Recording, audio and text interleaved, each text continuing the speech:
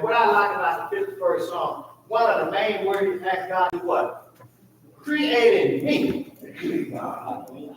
So that old heart he had before then had to be dirty.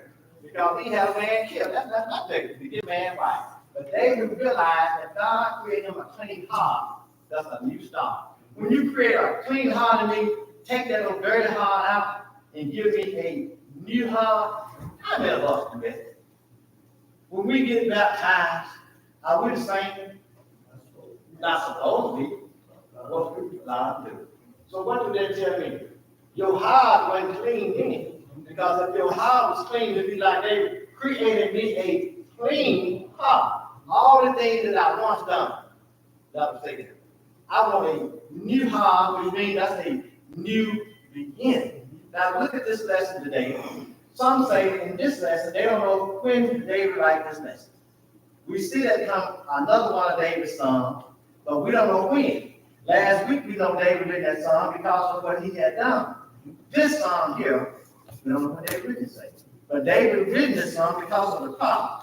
Then I began to look at that subject and said, what? We are in a tight spot. We're in a tight spot. Have you ever been in a tight spot in your life? I mean, I'm talking about tight. I'm talking about so tight. Mama can't help you. Daddy can't help you. Brother and sister can't help you. Your boss can't help you. Your pastor can't help you. That's when you're in a what? Tight spot. When you get in a tight spot. So tight that it seems like every time you move, something just keep on twisting a little tight. You know, you get so far through a boat, you get so tight, can't go no further. But that's not a tight spot you're in right there. Life can make you have a tight spot. Life can get so tight that you just want to give up. Why do you think people commit suicide? Can't handle it. They're in a tight spot. But if they realize, no matter how tight that spot gets, I know a man. Do you know the man? When you get in that tight spot, I'm talking about tight spot, you know a man. David had gotten in a tight spot. When David got so tight that he know what to do, he know who to call. He called on who? Called on God. Last week, he called on God. This week, we see David is called on God because we know he's in a tight spot. I mean, that's something tight like that. So I began to think about when you get in a tight spot and you know who to call on God. So three things come in my mind. A tight spot, one, you need to trust God. I can't trust the deacon because the deacon may tell me something I don't want to hear. He may tell me something right. So the second thing I talk about a tight spot, you need to call on God. So I believe that David got in all the tight spots. He trusted God. He called on God. And then when you call on God, the next thing you know and you believe that God will deliver. Look at that. Call him, trust him, and let him deliver. I think David did that. David did all those things. But what had happened, David had to go through what he went through to get there. But to tell you that God forgave David. But what happened? David had to pay it. You know, we want God to forgive us and don't pay for it. But you're going to pay for that sin that you're doing. He's going to let you pay for it. Because I think it said, you have sin, and then you have what? Death. The wages of sin is what? Now, sometimes death don't mean that you die. Your life can be so bad that you wish you was dead. But what God will, He's going to let you pay for that. To let you know that you're not wrong. Yeah, He forgive you. He threw it over in the seal of forgiveness, but you're going to pay. If you realize paying is something bad, what they say, payback is served. Payback is served. So what happened to David? David has some payback coming on him. And we look at that and say he was in a tight spot, and we know the three things that David said. So I thought about some people that got in a tight spot. We know about the game, the line deal. We know about the Hebrew bowl. But what I think I went back on Moses. But Moses got out to the Red Sea. Who was behind him? Who was in the front of him? The sea. What kind of spot was that? I believe that was a tight spot. Here you are, we bring the people out, and you ran into what? A tight spot. Okay, then I thought about Moses. When Moses did the Red Sea, then after Moses got away, I thought about Joshua. You know, Joshua had some of that problem. Joshua bringing people problem, and he got to a sea. Joshua got to the Jordan River. When Jordan got there, what happened? He got in a tight spot because he had what? The Jordan River in front of him. What happened? God did the same thing he did for Moses. He parted the water for him. Now that's the tight spot. But you know when you call on God, no matter how tight your spot, he can always deliver. Look what he did. Deliver Moses, deliver Joshua. Can't nobody do that with who? God. So then I went and looked up some things. Those two right there. Then I thought about, when they got down to what that place was, that he had those called 7 times. You remember when they were around and told them to blow the trumpet on the 7th time? What happened to the walls of Jericho?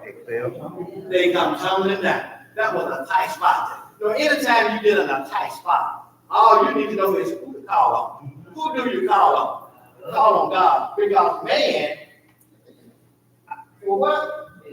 Fail. But have God ever failed?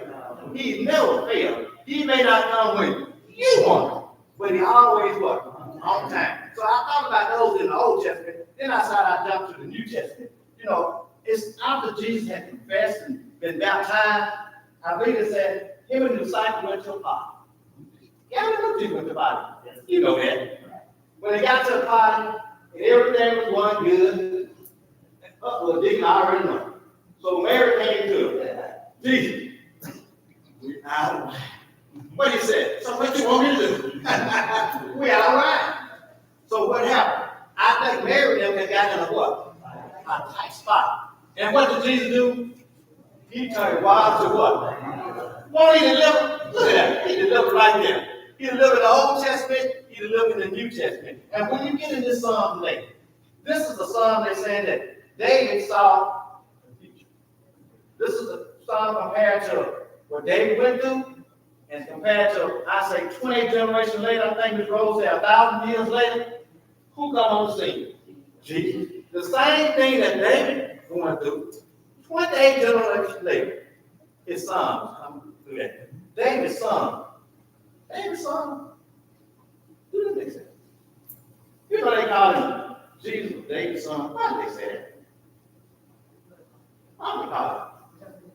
Because of his bloodline. I like it. Because of his bloodline, they said the son of David. They also call him different names, but that's one that's the son of David. And I'm going to tell you a little something about the son of David later on. But when we get in this lesson here, and we know we're in a tight spot, and the first thing we got when we come into the tight spot is say, cry of the Savior. Cry of the Savior. What's that word forsaken mean? But God, don't leave me. That song said, please don't leave me. David had got to a point that said he got forsaken. He thought that he was forsaken. Have you ever been in a part of your life and you thought somebody had forsaken you? You know, if you keep going, you think that your church forsaken you. Why? They're never there. And all the things you've done for them, you go back. And they still seem like they forsaken you. Not only will your children forsaken you, do you know your wife is forsaken you sometimes? Do you know your husband forsaken you? It seems like everybody just leave you alone. And I need some help. And I don't know where to go because every time I go to somebody, they always turn me back. That seems like he said, I cry for forsaken. When you begin to look at that cry for forsaken, what do you mean by crying? Was he really crying? He was praying. He was praying, Lord, that cry, praying for forsaken. Lord, have you turned your back on me? Out of all the things I've done, I think that's the key word right there. All the things who done. He done. He forgot about who done. God did it. But all the things I done, God, I live with those people, God. Now here I am right now where I need you, and you turn your back on me. I cry for forsaken. When I look at that cry for forsaken and begin that first verse, read it, what it tells us. Verse 1. My God, why hast thou forsaken me? Why art thou so far from helping me, and from the words of my roaring? Look how he begins. I like the beginning. Who did he call on? My God. That, when he said my, that's a what? That's a personal thing. So David knows is nobody can help him. So I'm gonna call on who? My God. He said twice. I think he said it twice. You think that God, you thought God was hard to hear? Must have, because he called him what? Twice. He couldn't say, my God, go ahead. But David said what? My God, my God. Why? Niggas say he fixed it up real good. You sound like you trying to get God up. Trying to get him up like I said, my God. What is it? He just want to come over here. He want to come over here. Right now. But look, we can say still, but God, I need you. I don't need you tomorrow. I really don't need you 5 minutes from now. I need you when? Right now, God. So what he said, my God, why forsaken me? Why you leave me, God, in this thing right here? Why did David say something like that? Because David knows that everything that God had done for him, he was like that with it. When was it that? When he was a boy and he killed Goliath, who was there? God. When Saul tried to kill him, who was there? God. So everything that even David done wrong with the sheep, who was there?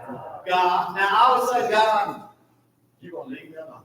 Why you do this to me, God? Why forsaking me, God?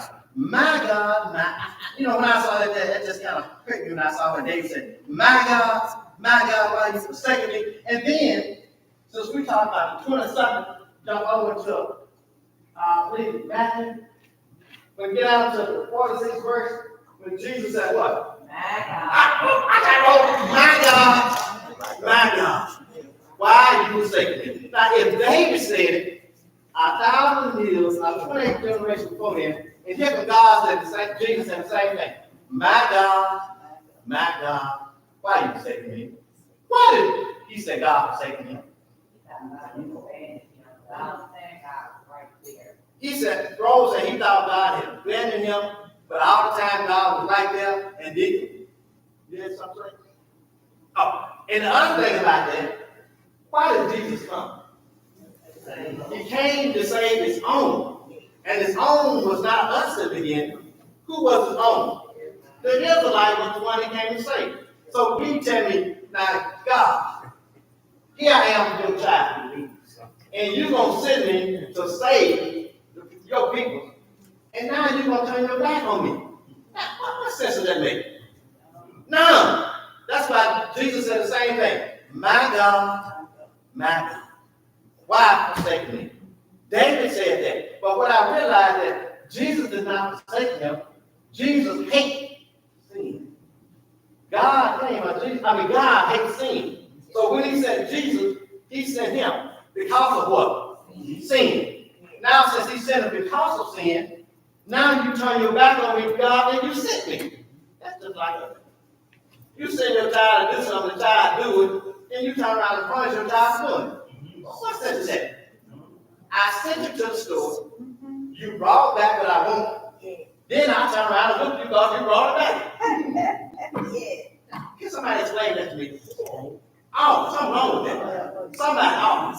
So this is what God said. You sent me, and I did the will, but now you're going to punish me.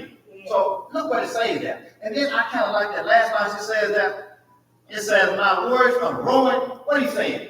Lord, I just speak these loud. He get louder and louder. Why he get so loud? Because God had respond.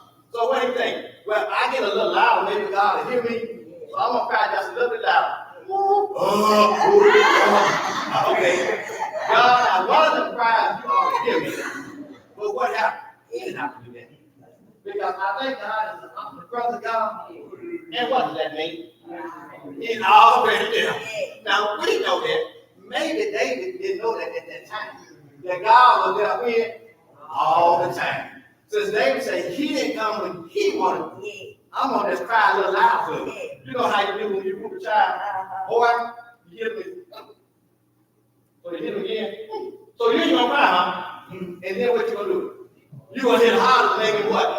To make him cry. It hurt the first time. So you're going to come back and do it again to make me cry. That's what he's saying right now. Okay, Lord, you didn't hear me, so I'm gonna go just a little loud so you can hear me. And read what the lesson tell me. Go ahead. I'm gonna let you all know something. This is a person that we know. I tried to help her all I could. She got me 3 months behind on her rent. I told her, you got to pay your rent, or the landlord gonna put you out. I ain't gonna pay it, but he didn't fix this and out. No such thing. Pay your rent. Y'all know where she at now? Sleeping in her car. Hold this thing again. I tried to tell her, go down that door. Where Sting live? I said, put in your army bed, open it for your pocket. I just don't want to be down now. I'm trying to help you. I'm trying to do, you know, what God tell me to help your fellow man. I talk to her, I talk to her. But you let alcohol and drugs, which I know you took that money to pay your rent, and you bought that stuff. You get enough work on money to pay your rent.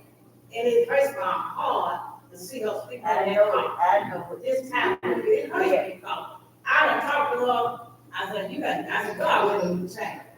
I said, God, let me change. You need to go with her and change. Change your way. God helps anybody. But he wants you to talk to him, come to him with an open heart. If he gonna bless you, all you have to go to him. Lord, I need your help. I better get her walk that to the church back. And it hurt me, I'm telling you. You said, go man down, it's praise the Lord, you know, I don't like. But also, I believe when he sent the disciples out, he told them, if they don't accept his word, what you supposed to do? Leave them, walk away. I can tell her, walk away. You pray, dust it off, and move on. But it's not time. You care about it. But then to keep doing the same thing, you got to move on. Okay, and people know that. I know my brother. And I was, I didn't say to me, once he got his income, I pulled him out. Because he had his income. So he was sleeping in the car on my carport. And I felt bad for him. But when the mosquitoes got done, he got the flight. He didn't have that like everything. Sometimes you have to show that stuff to them.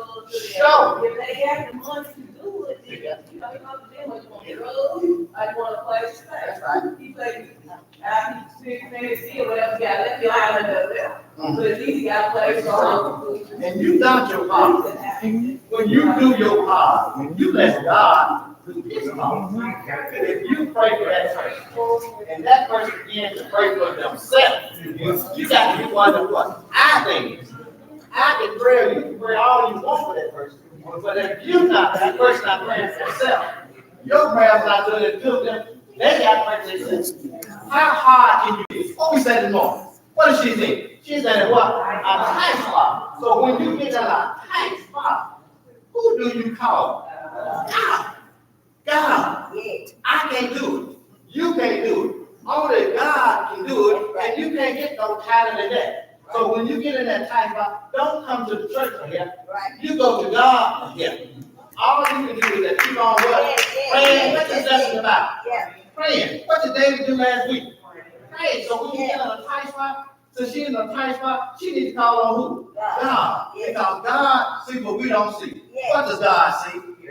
God sees the heart. All man sin lies in the what? Heart. All of lies in the heart. So God sees that heart, and he comes from out straight out that heart. But let's get to this lesson. That's okay. We don't mind interjecting. Now, walk in here. Read it. Go ahead to that number 2. Verse 2. Oh my God, I cry in the daytime, but thou hearest not, and in the night season, and am not silent. What is it? Point was saying. What is it? I'm praying when? Day and night. I never stop what? Praying. What we said? Never stop praying. Never cease to pray. When do you pray? All the time. What is David saying now? Lord, I'm praying day. When night comes, I'm praying. And what is it? You still don't hear me. Lord, I'm doing all this praying, and you still don't hear me. Why are you still forsaking me? That was David's question. Sometimes we in our life, we get to that point. We just keep on praying and look like the answer's not coming. Lord, I've been praying for this for years. Yes, Lord. I've been praying for days, Yes, Lord. and it's still not there. But what the Lord say Wait on. on his time. And his time may not be your time. You just keep on doing what? Praying. Keep on praying. That's right. Never stop praying. That's I right. don't care how bad it gets. Yeah. If you can get a word through, Yeah. just keep on praying. Keep on If you praying. can't get a word through, just do it in your mind and say, keep on praying. Keep on Never stop what? Praying. When do you pray? All the time. What did David say right here? I pray when? Day. And then when the sun goes down, what is he still doing? Yeah, pray. Because he's seen that God has forsaken him. But read what the next tell about it. For thou art holy, O thou that inhabitest the praises of Israel. Look at that. I know you're holy, God. And what that holy means? Separate. You are separated from the rest of God. What that holy? You are separated. And I know you're holy, God. So I know you're so holy for me. And I know you hear me. I'm just going to keep on praying. I'm not going to stop praying. Because it said, the folks there, they inhabit. That means when they pray, God enjoys their prayer. Yeah. How do you know that? When you pray to God, Yeah. that's when he gets the what? Glory. When God gets the glory, Yeah. that's when God begins to move. But you keep on, he just said like that, the inhabitant of Israel. What he did, he went back to what? Hands. He knew those same people stayed there for how many years in Egypt? 400 years. Yeah. So you mean tell me in 400 years, those people doing some praying. Yeah. But now, 400 years, without fire, God didn't pray. When God got ready, Yeah. not when they got ready, when God got ready, who did he send? Moses. Can't you look at that? When God get ready, Yeah. I told you he what? He delivered. Yeah. They prayed for 400 years, Yes. and God could. 400 years, and we can't even pray for 4 minutes. Now let's go up God, step out on you.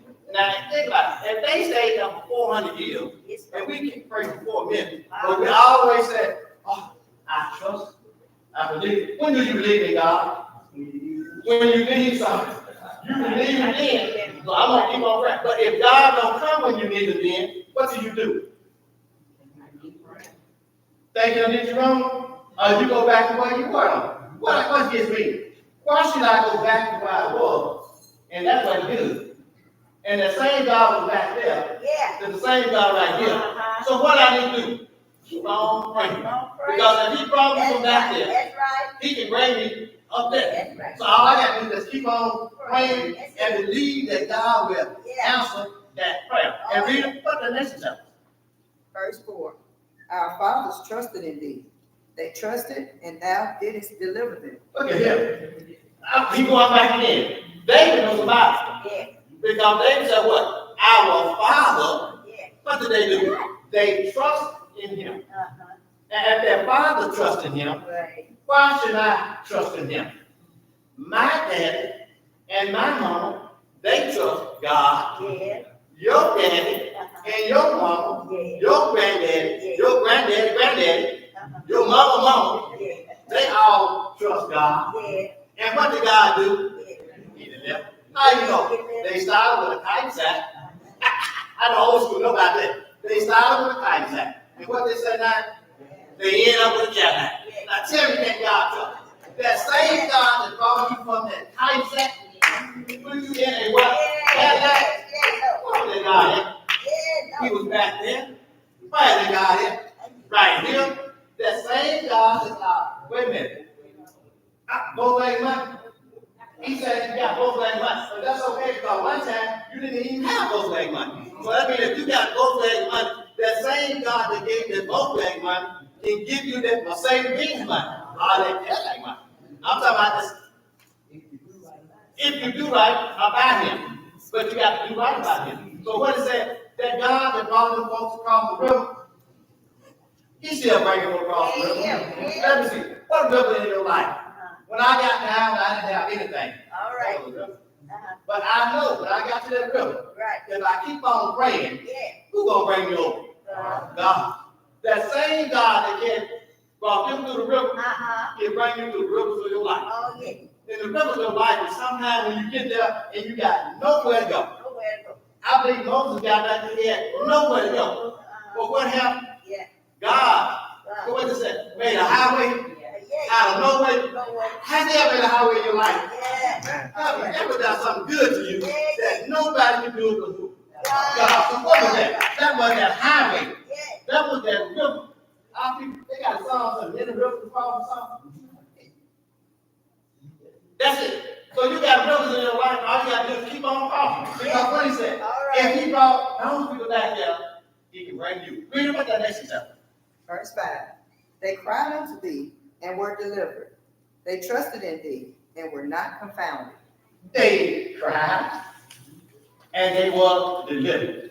And they were not confounded in that thing. So what he's telling them, if they trusted him, and if they got delivered, that same God that delivered them can deliver you. If that same God that our grandparents and parents before them taught us what to do was right, why should we want to come out here and do something that is wrong? That same God that they believe that got us what we are right now. Can you imagine? Back in our day, I like to teach this guys we got our own folks. We never thought that we would have a black president. We never think about that. But what happened? Those people kept on praying. They never stopped praying. And what do we get a chance to see in our life? A black president. You know, I always said, they'll allow us to be everything we want to be, but you never get to be a president. Well, I like it. Because what happened? We had a black president. Now, who do you think that come from? God and them folks praying. They know what they was praying for, but they kept on what? Praying. And who? Who are reaping the benefits? We are. Some of the jobs that we got, who did that come from? From God. It come from who? Those same people that kept on praying. They want us to have a better life than they had. What did they do? They kept on praying. And what did they do? They made you go to church. You know what Bible is talking about? They made you go to church. On a Sunday morning, where were you at? Church. On a Sunday evening, where were you at?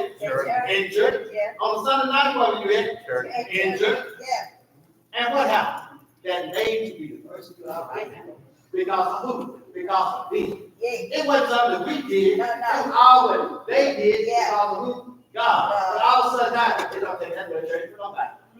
Well, if it took that much church for me to be who I am, I need to keep on church. If it took that much church for you to be who you are, you need to keep on what? Church. So if you keep everything else up, you keep on piling up.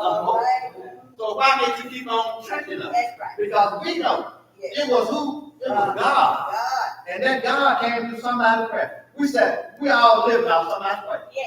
Somebody prayed for me to be who I am. Somebody prayed for you to be who you are. Who is that somebody? Your great grandmother, your great grandmother, your auntie. Somebody prayed for you to be who you are. But what do? We get up to a point, I don't have to take all that prayer. It don't take that. All the time I see people out here pray. It don't take all that prayer from God. Yes, it does. It takes that and it takes some what? It takes some more. Because you can never get enough prayer. David knew that. So if David knew it back then, why should we change it now?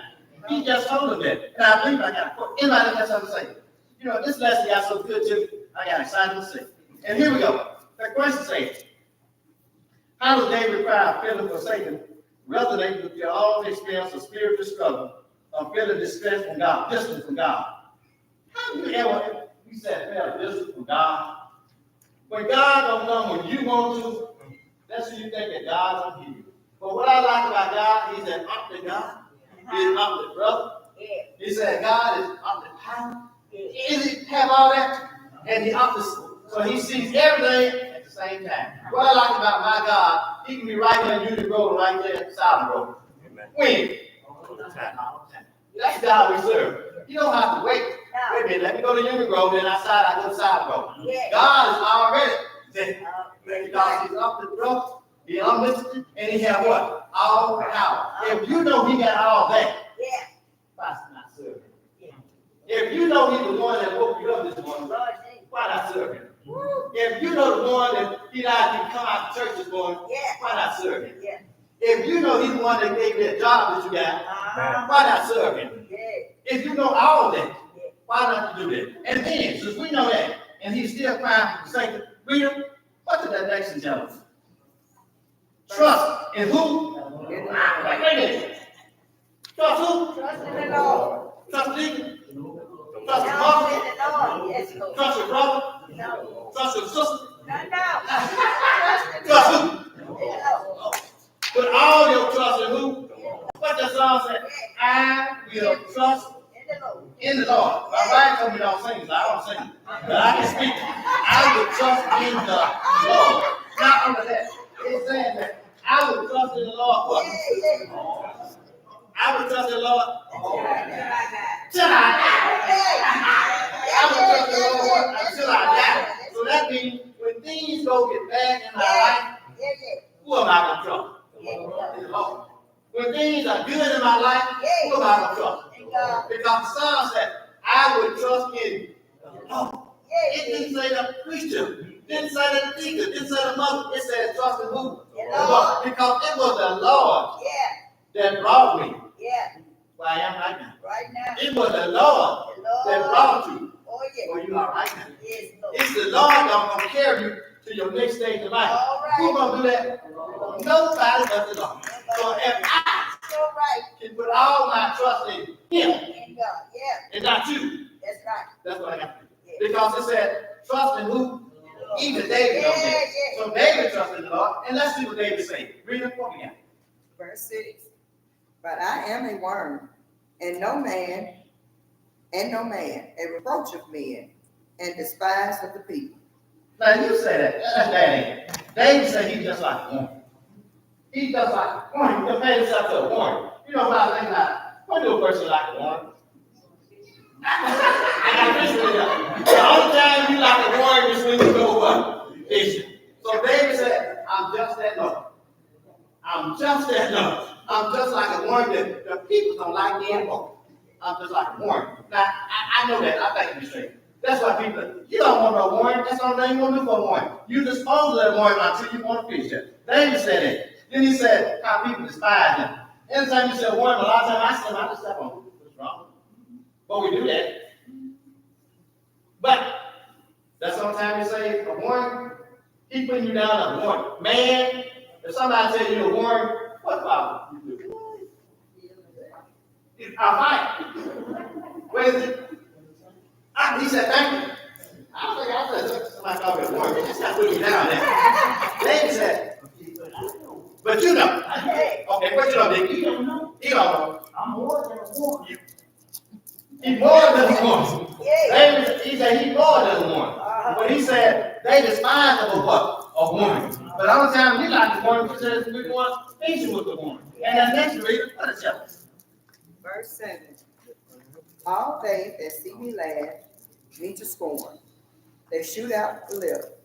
They shake their heads, saying, Wait a minute. All day they see me coming. The first thing they do, they push the lip out. They see me coming. Why do they see me coming? That's an old man that believed in God. Look at it. What did it say about Jesus? The same thing. When you look at that lesson, look how they scorn him. Look how they talk about Jesus. So you call yourself Jesus. So if you Jesus, why can't you do what? Save yourself. If you Jesus, look how they talk about it. That's the old Jesus right there, y'all. When they hung him on the cross, they walk back looking at old Jesus. If he Jesus, if he God's son, why can't he what? Save himself. Look at old Jesus on the cross. I know he wasn't what he said before. That's us. I know that people worry, people cry, not what they say. You talking about this nigga? Man, you just don't know the nigga. Who say something like this? Us. Because us don't know somebody. But you don't think about us. We don't have to know somebody to lie on somebody. All we need to know is what somebody said. Do you know them too deep? No, I don't know them. But I heard, what is that? I heard child. You don't know how to use that word child. Yeah, child. But I heard what he said. They said child. I heard what they said about him. What do you know about him? I really don't know. I don't know. But I know what they said about him. And look what they got right there. What they say that? How they look at it. They shoot out their lips on them. And they shake their head when they walk by. Read them when they do all that. What's the next? Verse 8.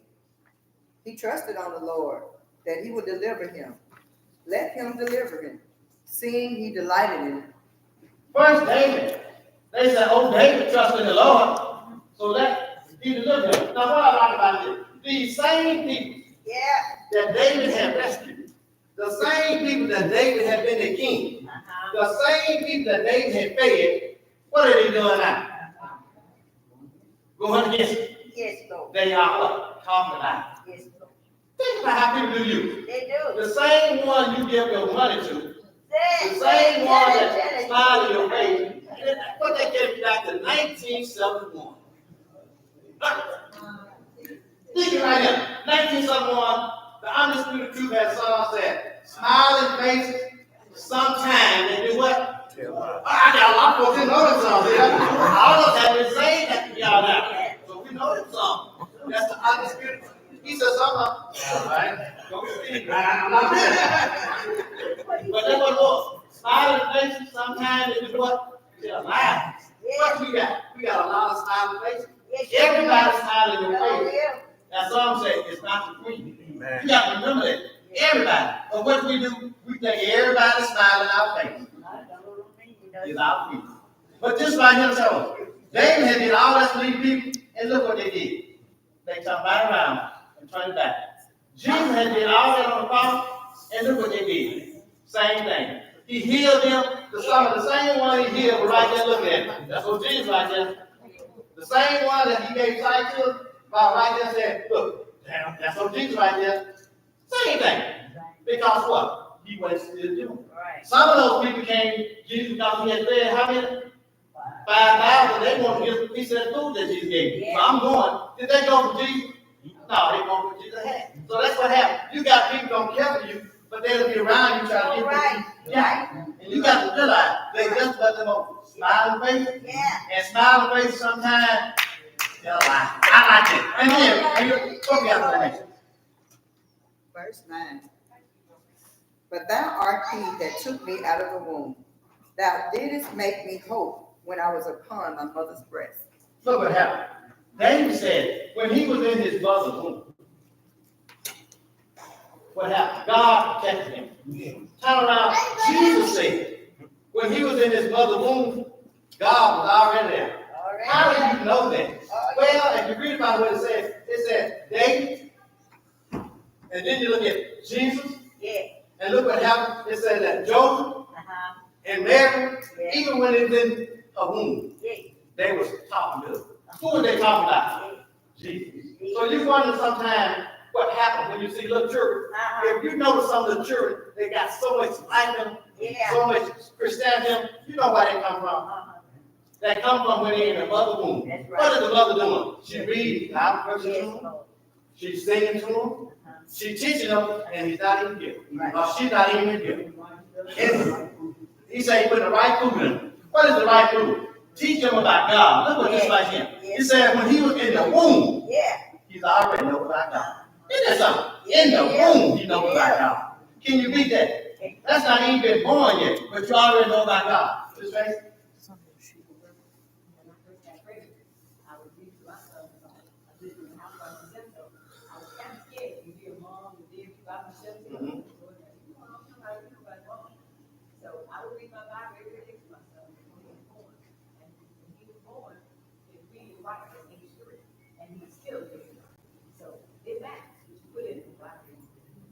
Now we know. We know it now. You don't wait till a child gets 3 and you start teaching. You begin teaching that child when you get pregnant in the womb. Right. Teach that child. What do you teach about? First thing right here said, teach about who? God. He already knew God because he heard it in the womb. When you heard it in the womb that this is going on, things happen like that. Why do you think we got some of these little kids that play drums, musicians, all kind of things? It happened in the womb. Because what the mother doing, and then again, look on the other side, why do you think we got some of these kids come out with some drugs? Yes. Because it's in the what? In the womb. But what's the mother doing? Feeding them on drugs. So when he come out, what do you want? He want drugs. He want why he's still like that. Deacon say he want a Bud Light when he come out. Give me that can, man. Get the can before he come out. But that's what happens. It's what you do with that child. That child starts at first what you do. Right here tell us that. Read the image of the nation. Finish on out me. Verse 10, I was cast upon thee from the womb. Thou art my God from my mother's belly. Verse 11, be not far from me, for trouble is near, for there is none to help. Look, he had it from the beginning. Yes, sir. In the mother womb, Oh, yeah. he had it right there. The mother taught him in the womb. Jesus said the mother taught him. David said the mother taught him in the womb. So when he come out, he was already ready for what's going on. What he said, there's gonna be trouble. Even though when you know you got trouble, Yeah, who do you turn to solve your trouble? yeah, God. So that's what he's telling them. I had trouble. yeah, I know about my trouble, but I know who can solve my trouble. The only somebody can solve my trouble is who? God. And God can always take care of your trouble. uh-huh, Even when you carry that child, that's right, turn it over to who? God, God. Don't wait till you get him. You get him. right, Give it to him when you have right there. right Teach that child right from wrong. You don't think the child understands it, but if you got that connection, yeah, and a mother does have that right, connection. right, So all you're doing is teach that child what goes on, and when that child gets like you said, uh-huh, he's already prepared. Now, what we know yeah, that this lesson is about prayer. Yeah. Since we know that this lesson is about prayer, yeah, I believe I'm gonna end like this here. Now, if you don't mind, just kind of let me end like this here. And when you end like this here, you're gonna hear something about some of this here, because this is all about praying. yeah, And you know, I'm not gonna do it. So if you look at me, I'm not gonna do it. But I got somebody else gonna do it because it's about praying. So give me another lesson. Not right now. I know what prayer can do. You know prayer has brought me through. Oh, now I'm concerned about you. Oh, you ought to pray sometime. What you gotta do, pray in the morning, anytime of the day. Lord, prayer's alright, keep the devil away. Yes, I know, yes, I know what prayer can do. Oh Lord, what prayer can do. I know, y'all, I know what prayer can do. Prayer has brought me through. Now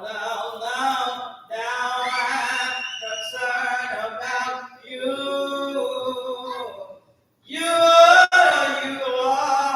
the praise sometime. What you gotta do, pray in the morning, anytime of the day, where prayer's alright, keep the devil away. Yes, I know, yeah, I know what prayer can do.